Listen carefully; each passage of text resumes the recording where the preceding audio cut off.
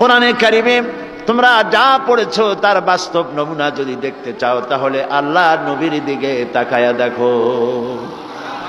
রাসূলুল্লাহ ছিলেন কোরআনের মুজাসসাম নমুনা, তিনি জীবন্ত কোরআন ছিলেন, চলমান কোরআন ছিলেন। আমরা তো কোরআন বুঝি না, বুঝতেও চেষ্টা করি না, বাড়িতে রাখি, সুমা খাই, মাথায় লাগাই, বুকে লাগাই, কোরআনের বোঝার জন্য চেষ্টাও করি না। সাহাবাই কিরামের মধ্য থেকে কোন কোন সাহাবীর সূরা বাকারার মতো একটি সূরা শেষ করতে সময় লেগেছিল, কারো কারো 3 বছর 5 বছর এরকম সময় লেগেছে একটা সূরা পড়তে। এই কারণে সময় লেগেছে, কারণ তারা ওইভাবে প্রতিযোগিতামূলক খতম করতেন না যেভাবে আমরা খতম করি।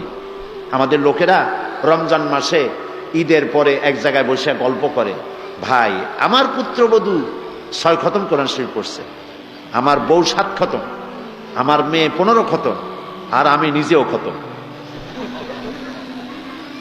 এরকম কোরআন শরীফ প্রতিযোগিতা করে খতম করার জন্য তো কোরআন আসে নাই ভাই, কি বলেন? এই জন্য আসছে কোরআন শরীফ। সাহাবাই কেরামদের তো 3 বছর 4 বছর লাগলো সূরা বাকারা পড়তে।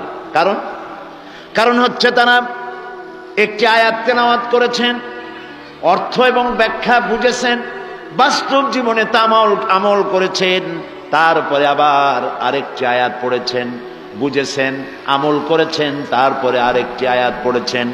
এরকম করে সাহাবায়ে কেরাম কোরআন পড়তেন, বুঝতেন, বাস্তব জীবনে তা আমল করতেন।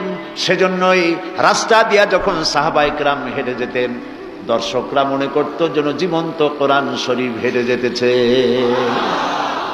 যেন চলমান কোরআন।